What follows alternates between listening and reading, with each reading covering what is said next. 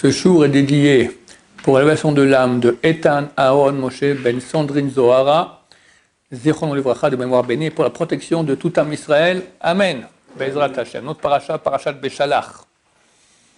La quatrième du livre de Shemot, donc la sortie d'Égypte, traversée de la mer Rouge, la manne, ce sont les sujets traités. On va commencer directement avec la traversée de la mer Rouge. Béné Israël arrive au bord de la mer Rouge, la nuit. Ce n'est pas la mer Rouge, hein. Ça c'est une invention française. C'est la mer de Jonc, Yam Souf. Ceux qui veulent savoir où ça se trouve en Méditerranée. Ce n'est pas la mer Rouge, l'Atlantique Indien qui arrive jusque près du Sinaï.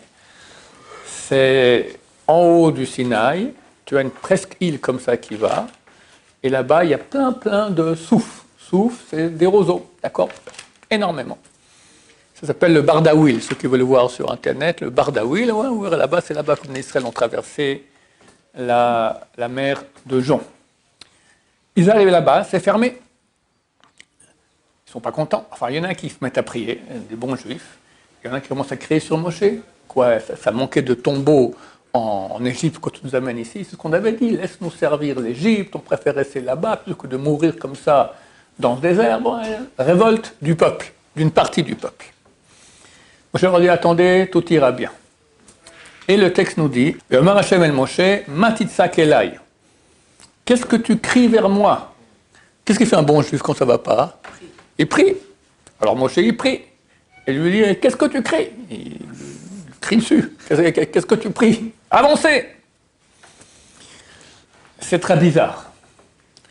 Le sens simple, c'est que Béné Israël sont maintenant en danger, ils ont peur, arrête de prier, avancez et tout ira bien.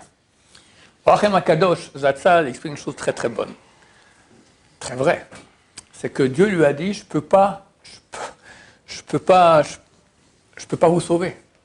Parce que Béné Israël sont arrivés ici et on fait une révolte.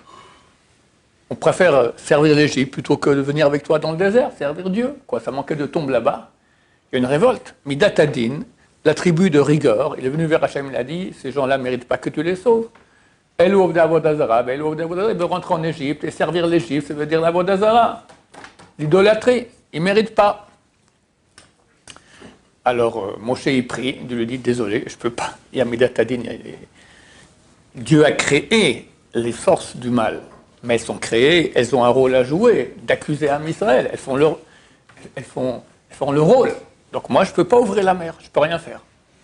Il faut passer un acte de bravoure, avancer dans la mer. Et ils vont avancer jusqu'au genou, jusqu'à la taille, jusqu'à la gorge, jusqu'à la bouche, glou, glou, glou, hop. Et là, par le grand acte de bravoure qu'ils ont fait à Israël, alors Dieu dit, bon, tu vois, il dit aux forces du mal, regarde, c'est pas n'importe quoi ce qu'ils ont fait. Allez, et on ouvre la mer. Ça, c'est l'explication du Or HaChaim HaKadosh. Et après, Béné Israël rentre dans la mer. Donc, il y a deux versets. Et vous allez lire la différence qu'il y a entre les deux. Vayevahu Béné Israël betoch hayam ba'yabasha. Ils sont venus Béné Israël dans la mer, dans la terre ferme. Littéralement, quand ils allaient dans la mer, mais sur terre ferme. Ils ne marchaient pas sur l'eau. Deuxième verset, un peu plus loin. Et Bnei Israël sont allés sur la terre ferme dans la mer. Différence entre les deux versets. La première fois, c'est marqué, Bnei Israël sont allés dans la mer, sur la terre ferme. Et dans le deuxième, c'est marqué sur la terre ferme, dans la mer. Ils ont inversé le sens. Pourquoi? Deuxième différence qu'il y a, pour ne pas le voir, la suite du verset dit Va'maim lahem choma miminam usmolam. Et l'eau est une muraille autour d'eux, à gauche et à droite. Maintenant, le mot choma, ici, dans la première fois, c'est marqué avec un vav. C'est le verset 22. Choma, chet, vav, mem, hei. Dans le deuxième verset, c'est le verset 29, excusez-moi. Va'maim lahem choma miminam usmolam. Et l'eau est une muraille sur la droite, sur la gauche. Là, c'est marqué sans vav. Choma sans vav. On peut lire Chema. C'est quoi Chema? Chema, c'est la colère. La colère. Et comme ça explique le Gaon de Vilna, Béné Israël sont allés, le premier verset, sont allés dans l'eau sur terre. Ça veut dire que Béné Israël sont rentrés dans l'eau, enfin dans la mer. Mais une bonne partie restait encore sur terre. Ils allaient là à la queue leu-leu. Enfin, la vérité, ils sont rentrés tous les 12 tribus dans 12 tunnels, d'accord? Mais une bonne partie du peuple était encore sur terre. Ceux qui sont rentrés en premier, c'est les courageux. Ils sont rentrés. Les autres sont rentrés encore, bon, allez-y, on vous suit, d'accord? Et vu qu'il y a eu les courageux, alors c'est marqué que l'eau était une muraille autour d'eux. Muraille, c'est bien, ça nous protège. Le deuxième verset, il parle de la fin, que Béné Israël allait, comme on s'est écrit, sur la terre, dans la mer. Sur la terre, c'est la tête, ils sont ressortis de l'autre côté. Et la suite du peuple, les paresseux, ils étaient encore dans la mer. Et vu qu'ils étaient paresseux, il n'y a pas tellement la foi en Dieu. Et en plus, c'est marqué qu'il y avait là-bas aussi Pesel Micha. Quelques siècles plus tard, il y aura une personne qui s'appelle Micha qui va faire une idole dans le nord du pays, et ça ferait beaucoup de problèmes au peuple d'Israël. Et en fait, la mauvaise idée de faire cela, elle est passée dans cette partie du peuple, qui était à la fin du peuple, qui est partie, quand ils sont passés dans la mer, alors c'est marqué que les murailles étaient chéma, étaient en colère contre eux. Un, parce qu'ils étaient paresseux, puis ils ne voulaient pas rentrer, ils voulaient voir qu'est-ce qui se passerait, ils n'avaient pas tellement confiance. Deuxièmement, parce que la statue d'idole allait avec eux. On continue.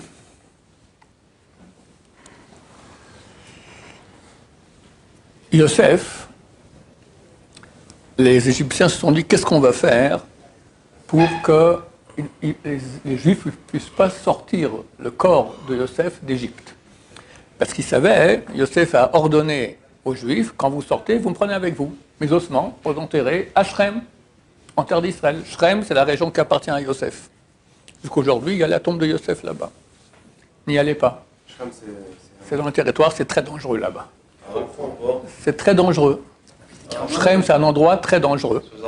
Ouais, c'est aux Arabes méchants. Il y a des Arabes, t'as des Arabes normaux, des Arabes un peu moins normaux, t'as des très méchants. Les plus méchants, c'est à Shrem, d'accord? Il y a des transports avec des carabinets. Il y a des transports avec des soldats et des armes, tout ça, mais il y a des fous aussi, d'accord? Moi, je déconseille, voilà.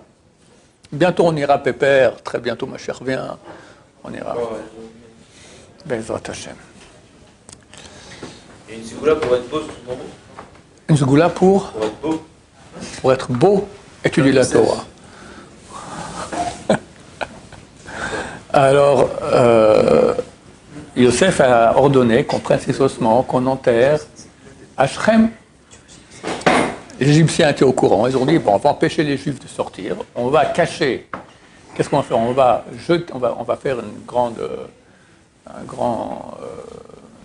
tombe, un cercueil en métal pour le corps de Yosef. On jette dans le Nil. C'est fichu. Ils ne pourront jamais sortir. Ils seront toujours nos esclaves.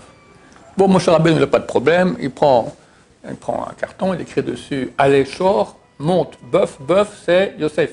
Il est béni dans sa bénédiction en étant un bœuf. Et le tombeau se lève, d'accord, le cercueil, et ils le prennent. Tout le monde s'occupe d'aller prendre des Égyptiens la vaisselle d'or et d'argent, les beaux habits, alors que Moshe, il a pris le corps de Yosef. Et comme ça, on a joué un grand tour aux Égyptiens. Enfin, c'est eux-mêmes qui ont joué le tour, qu'ils ont mis ça dans l'eau, parce que Yosef, en fait, il ne pouvait pas être enterré dans la terre, parce que Yosef, il était trop saint pour la terre d'Égypte. Yosef, Yaakov Avinu, il n'a pas voulu être enterré en terre d'Égypte parce qu'il était super kadosh. Il n'a jamais fait de péché avec son organe génital. Yosef aussi. Yosef, c'est la continuation de Yosef. Yosef, ça correspond au Yesod.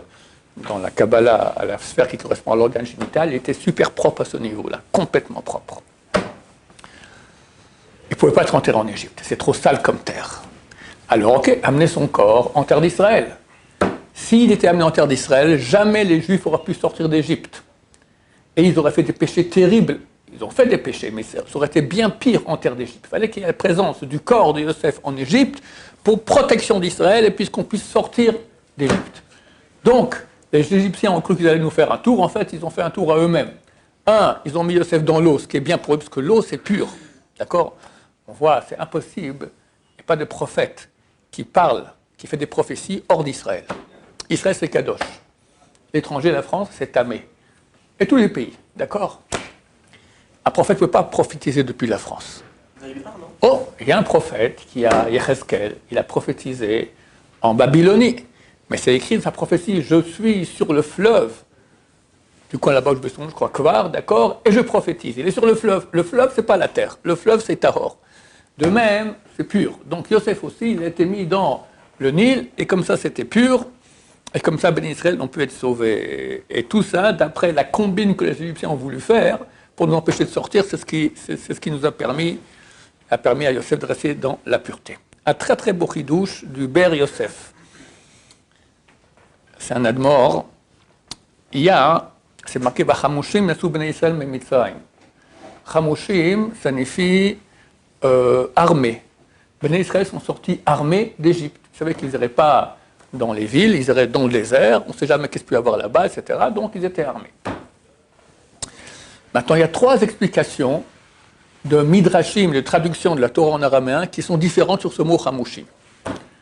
Un, c'est Targum Onkelos, le Targum que nous lisons, la traduction en araméen, qui dit que ils sont sortis Chamushim, c'est le mot Chamesh, 5.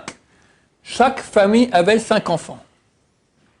C'est très bizarre. D'abord, c'est marqué que chaque fois qu'une femme tombait enceinte en Égypte, elle avait déjà 6 enfants. Puis elle n'est pas tombée enceinte rien qu'une fois. 6 enfants d'un coup. Et toutes les familles, quoi, tous avaient 5.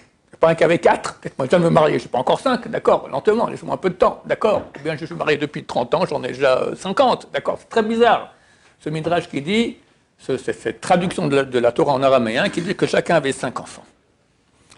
Deuxième explication, c'est le Targum Yerushalmi. Nous, dans le Chumash, on a Targum Onkelos. Onkelos, le converti, Aquilas, comme ils disent en français, qui s'est converti et qui a traduit en araméen. Mais on a une autre traduction qui s'appelle Yerushalmi, qui explique plus profondément. Elle dit, c'est quoi Chamushim? Chamushim signifie armé, on était armé de bonnes actions.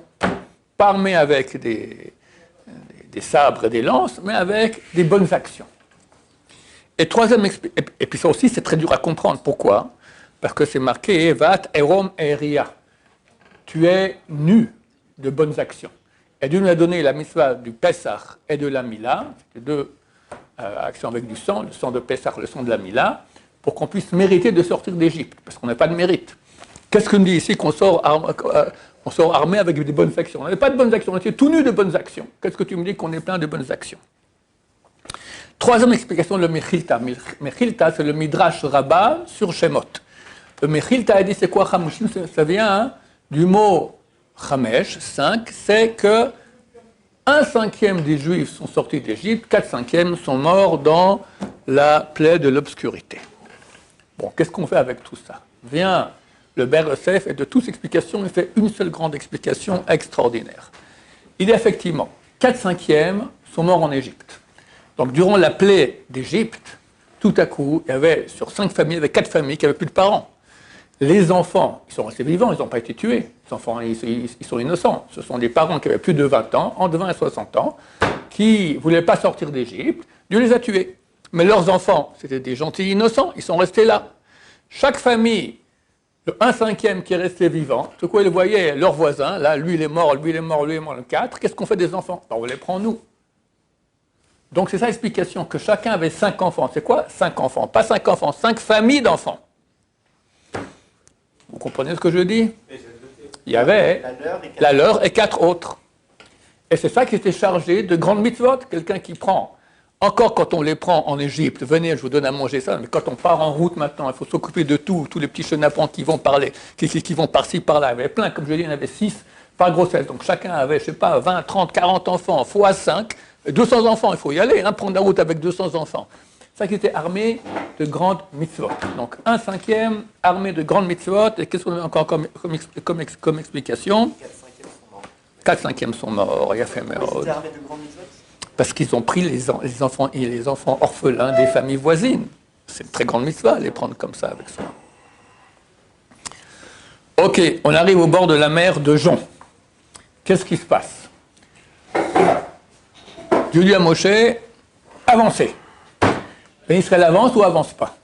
Il y a une marloque qui est dans Traité Sota. Il y a une qui dit qu'ils n'étaient pas d'accord qui rentrerait le premier dans la mer.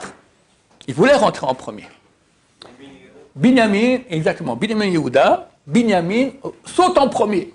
Les deux sont en train de discuter là, ils ne discutent pas, ils vont en premier.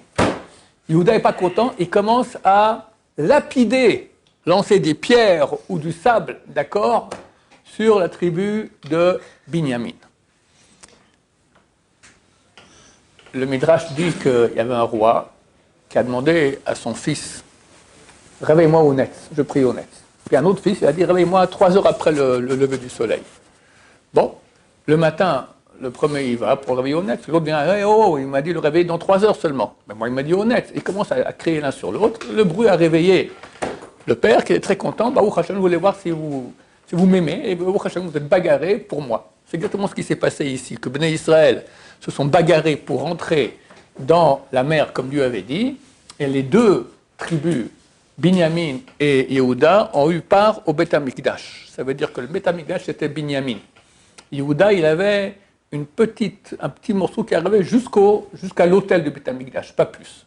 Le Beth Amikdash, l'autel, le Saint des Saints, c'était dans Binyamin. La mer n'était pas assez grande pour les trucs. T'as raison, mais il voulait pas. Ce qui l'embêtait, c'est qu'il aurait pu, tu rentres, je rentre aussi. Ce qui l'embêtait, c'est qu'il rentre premier. Mais il rentre en même temps. Il est rentré avant. Il a dit bon, attends, je reviens. Hop, il a sauté à l'eau. D'accord. Et Narshon Ben Aminadav, c'est. Alors, ça, c'est l'autre explication de la Gemara. Qu'en fait, personne ne voulait y aller dans la mer. Tu sais quoi, là, tu as vu la mer la nuit? Pas aujourd'hui, même sur les plages, tu as des projecteurs et tout ça. C'est tout noir, c'est affreux. Tu plonges, tu mets la tête dans l'eau. Tu ne sais même plus c'est où le haut ou le bas, parce que tu n'as plus l'équilibre. C'est pas comme ici, en haut, en bas, il y a la pesanteur. Dans l'eau, il n'y a pas. Tu peux penser que tu remontes, enfin, tu es en train de descendre. C'est terrible. Personne n'a voulu y aller. Saute Narshon Ben Aminadav, le premier. Et il monte, ça ne se trouve pas, jusqu'à glou, glou, glou, là, ça s'est ouvert. Chazal dit, d'où il a eu ce courage de son arrière-grand-mère, c'est Tamar. Tamar qui était prête à mourir avec ses 2 enfants, elle était enceinte de 2 enfants, pour ne pas faire honte à Yehuda. Baruch Hashem, ça passe dans les gènes, ces grandes qualités. Vous vous rendez compte que nous sommes encore juifs aujourd'hui? Je fais une petite parenthèse. Normalement, Mashiach, il arrive jusqu'à Pessah. C'est marqué dans le Tosfot, page 1 de Avodah Zarah, que lorsque l'Iran tombe dans les mains de l'Occident, Mashiach vient. Ça va être un de ces jours-là. Vous êtes au courant que ce qui se passe, d'accord? L'armée américaine est en train d'encercler complètement l'Iran. Ça y est, c'est la fin. Et on est encore juifs aujourd'hui. Je vous conseille d'essayer d'être des bons juifs. Mieux vaut être un bon juif quand Mashiach vient qu'un juif moyen. D'accord? Be'ezrat Hashem. On espère tous. Pardon? Ça va Torah. Se lever le matin à l'heure, venir à l'heure à la prière, étudier, pas penser à des filles, pas parler à la shonara, pas s'énerver. Ouh, il y a un programme très chargé. Tu fais de ton mieux, Be'ezrat Hashem. Je dis parce que regardez comment s'est passé le Misurut Nefesh, le fait que l'arrière-grand-mère de Narshon, elle a fait un don de soi pour ne pas faire honte, alors cette valeur de donner, se donner, Narshon, il a hérité ça. Et nous, si on est juifs aujourd'hui, c'est grâce à ça, pas grâce à nous, grâce à nos ancêtres et ancêtres et ancêtres d'ancêtres, jusqu'à Abraham, Israël et Yaakov. Oui, il y avait une question. Il y a un truc que je ne comprends pas, c'est on m'a toujours dit qu'on ne pouvait pas s'échapper de l'Égypte. Vous ne pouvez pas? S'échapper de l'Égypte. Les chiens. Quand on était des esclaves. Il y a la tribu d'Éphraïm qui était partie 30 ans plus tôt. Ah ouais, ils ont réussi. Ouais, puis ils ont été massacrés. Non, ils ont réussi. Ouais. 300 000 personnes depuis s'échapper de l'Égypte. Bon, ils ont réussi. Ils ont fait. J'ignore la combine qu'ils avaient fait, mais tu comprends, c'était des choses de sorcellerie. Juste, ils connaissaient très bien aussi en sorcellerie. Ils pouvaient faire de l'anti. Pharaon, il ne savait pas pourquoi il a reçu les 10 fléaux. Il se posait des questions. Quand au début Moshe est venu et il m'a dit qu'il venait de la part de Dieu, j'ai dit, c'est qui ce Dieu dont tu parles? Je ne connais pas. Et il a dit une autre chose, je ne permettrai pas aux Juifs de quitter la terre d'Égypte. Il ne savait pas, est-ce que Dieu, il était en train maintenant de venger son honneur? Tu ne me connais pas, je vais t'apprendre qui je suis. Et il envoie comme ça des plaies. Ou c'est pour les Juifs, il ne savait pas. Pour finir, Am Israël sort d'Égypte, et ils vont dans le désert, 2-3 jours, après ils reviennent. C'est Moshe qui a dit ça au Bnei Israël, sous bien sûr le conseil de Dieu, pour que Pharaon croit qu'on était perdu dans le désert. Il le dit. Voilà. Ça garde le Mamidbar, Le désert est en train de s'enfermer sur eux, ils sont perdus. Là, il a compris, c'est pas Dieu ne m'a pas envoyé les 10 plaies pour sortir les Juifs, parce que preuve en est que dans le désert maintenant, ils sont complètement perdus, il ne fait rien pour eux. Donc c'est parce que j'ai manqué d'honneur à Hachem. Bon, je n'avais pas besoin pour cela de libérer les Juifs, j'aurais dit pardon à Hachem, je regrette, et terminé. En fait, donc, il a compris qu'il a fait une bêtise de libérer les Juifs. Lui, il a cru que les 10 plaies, c'était pour libérer les Juifs. C'est pas pour ça, c'est parce que lui a manqué d'honneur à Dieu.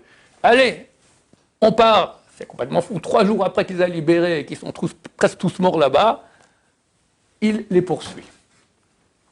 Il arrive là-bas. Et il y a l'épisode de la mer Rouge. Et c'est marqué là-bas, je vous lis le verset. Mazot, non, c'est marqué, Ki Hashem nilcham lahem bemitzrayim. Car Dieu se bat pour eux contre l'Égypte. Rachid dit, c'est quoi contre l'Égypte? C'est les Égyptiens. On peut appeler les personnes au nom du pays. Mais les Chazal disent qu'il y avait en fait les deux. Dieu, il s'est vengé des Égyptiens à la mer Rouge, mer de Jonc, et aussi en Égypte. Il a encore leur envoyé encore des choses sur la tête. Pourquoi? C'est marqué Ki Hashem ilcham lahem. Dieu se bat pour eux. C'est en fait pour le peuple d'Israël. Le fait que le peuple d'Israël revienne, c'était juste pour tromper Pharaon qui croit que ce n'était pas pour les Juifs que Dieu a fait tout ça, c'était pour son honneur. En fait, c'était pour les Juifs. Et là, c'est l'occasion donc d'en finir avec lui. Enfin, son peuple, sauf lui qui est parti et est devenu le roi de Ninive, comme vous le savez. Ok, il y a la Shira, qu'on lit tous les Shabbatot. Le Midrash dit une chose extrêmement bizarre. C'est marqué qu'ils ont prié, ils ont fait cette Shira pour Hachem et pas pour Basar Vadam, pas pour des êtres de chair et de sang. C'est très bizarre. Évidemment, pour qui ils ont fait cette Shira, ce chant qu'ils ont fait pour quelqu'un, même Moshe, ils savent très bien que ce n'est pas Moshe, c'est Dieu qui fait tout. Alors pourquoi le Midrash doit venir me dire, sache, ce cantique qu'ils ont fait, d'accord, c'était pour Dieu et pas pour un être humain. C'est évident. Alors, Besson Abashaou, il dit une chose très très belle là-dessus. Il dit, si tu regardes la Shira, il y a 3 mots seulement qui parlent qu'ils remercient Dieu qu'ils ont été sauvés. Vaihi li lishua. J'ai été sauvé. Tu m'as sauvé. Tout le reste ne parle que de Dieu. Ishmil Hama, Hashem Shmo, etc. Toute la Shira, c'est plusieurs versets, ne parle que de Dieu. Ça, c'est la grandeur du peuple d'Israël. Que normalement, quelqu'un qui a été sauvé in extremis de la mort, eh ben, il dit, merci que tu m'as sauvé, je te remercie beaucoup, Baruch Hashem, je suis vivant, il parle de lui. 3 mots.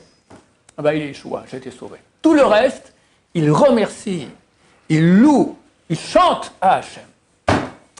Idem, lorsque le grand empereur babylonien à l'époque, celui qui a détruit le temple de Jérusalem, Nabuchodonosor, il a érigé une grande statue qui faisait 30 mètres de haut. Et il a demandé à tous les peuples de venir se prosterner. Alors les 3 grands du peuple d'Israël, c'est Michaël, Hanan et Azaria. On les a convoqués, ils ont dit on ne va pas se prosterner. Vous vous prosternez ou sinon c'est la fournaise. Ils disent on va à la fournaise, aucun problème.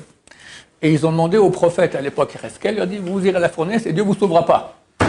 Donc ils ont fait vraiment Mishurut Nefesh, ils étaient d'accord de se donner la mort. Et ils ont été jetés dans la fournaise. L'ange Gabriel est venu, tout à coup, il voit 4 personnes qui marchent dans le feu. Il dit je ne comprends pas.